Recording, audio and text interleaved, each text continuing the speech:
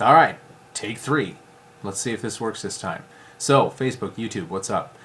Today we had a couple things going on. I don't have a lot of time right now to update and do a video thing. I'm working on some other stuff right now, trying to get my wife and I are actually doing some budget stuff at the beginning of the month, trying to figure out some things, and I realized that our current budget worksheet is just not getting it done, so I had to redo another one.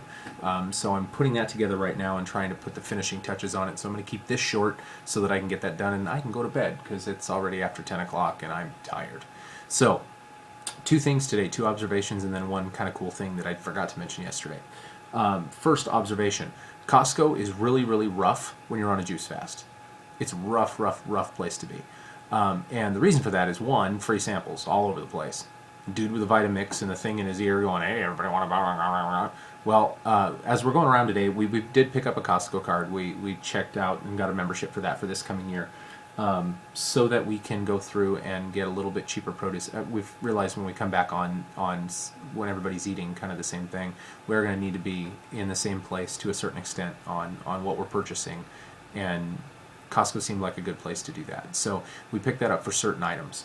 What we realized though as we went to Costco is really that's only certain items. As we were walking around looking, meats are pretty comparable honestly to Winco's prices. Cheese was a little bit better. There were just some other things. There were some other things that we need to look at. So if you are a Costco shopper, and you are a relatively healthy eating person, I would love to hear what you pick up and what you find that is just a rocking deal at your Costco. That way we can get a feel for kind of what we're going to be doing and how we're going to be doing it. So what we did find, and what I realized as we walked around Costco, is if you are someone who eats a lot of packaged foods, if you eat a lot of cans and pouches and boxes and things like if your kids have a juice pouch a day, for a month or whatever in their lunch, that's really fantastic because you can buy literally a month's worth of juice pouches in one fell swoop. That's not really us. We don't really eat all that much in that way, and so Costco seems like a really good thing if you're someone who eats a lot of packaged and processed stuff.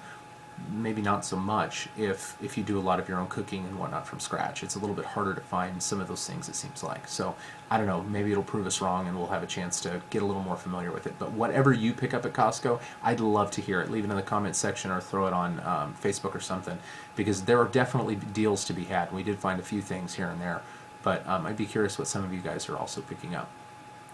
Second half of the Costco observation. Not too late in the fast to still have just weird, crazy cravings. One of my favorite things from Costco that people have picked up in the past, because that's where they pick stuff up for our professional development at work, and so they'll bring snacks and stuff. The Utes pub mix, the big old cylinder of pub mix, dude, I could demolish one of those, just no problem at all. And I'm hoping that that's changed. I'm really hoping that when I really am confronted with the possibility of doing that, I'm like, yeah, no, I don't think I want to do that. But realistically, yeah, I got hit with some serious cravings today as we walked around and saw some of those old comfort foods and some of those old things that I really enjoyed and really liked.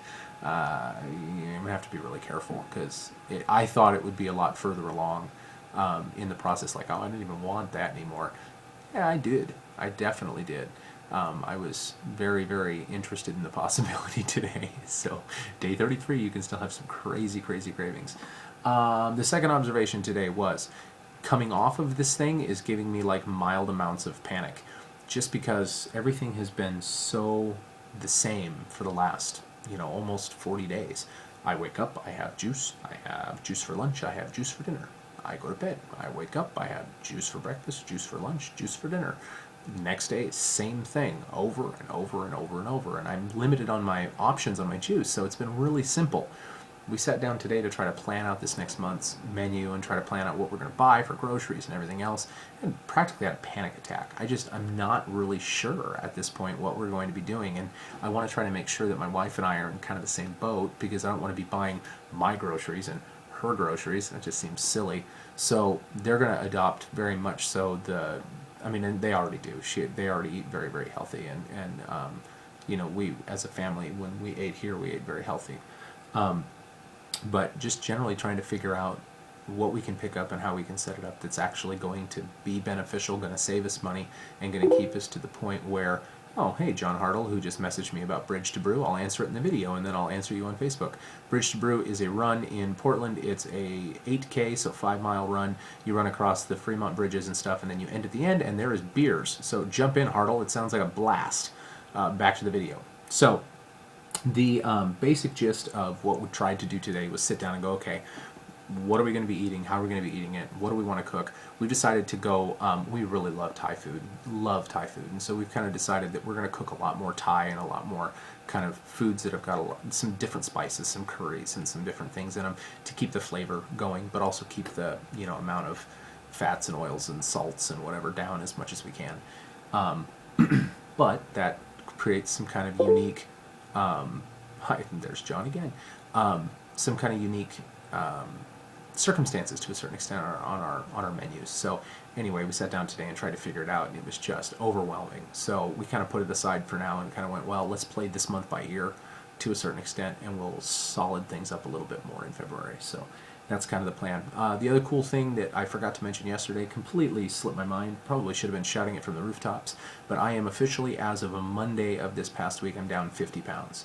So I weighed in at 277 at the gym on Monday after my Pilates class, which killed me. I'm still sore. But that's not from the fast, so for those of you that are watching this, that's not 50 pounds off in this fast. The fast itself, I started at 308 prior to the fast, so I'm down about 30, 31 pounds on the fast itself. Now, that's going to come back. Okay, so this is not like just kind of a word of warning for those of you that are going to go through and do this.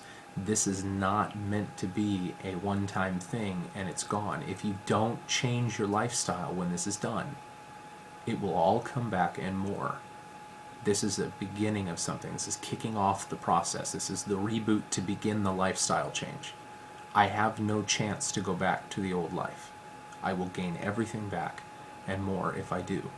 And so I will gain a little bit of weight back from what I'm hearing and what I'm seeing. It's anywhere between about 5 to 10 pounds for the most part, and then the exercise and whatever else comes back. Most of that's loading up your colon.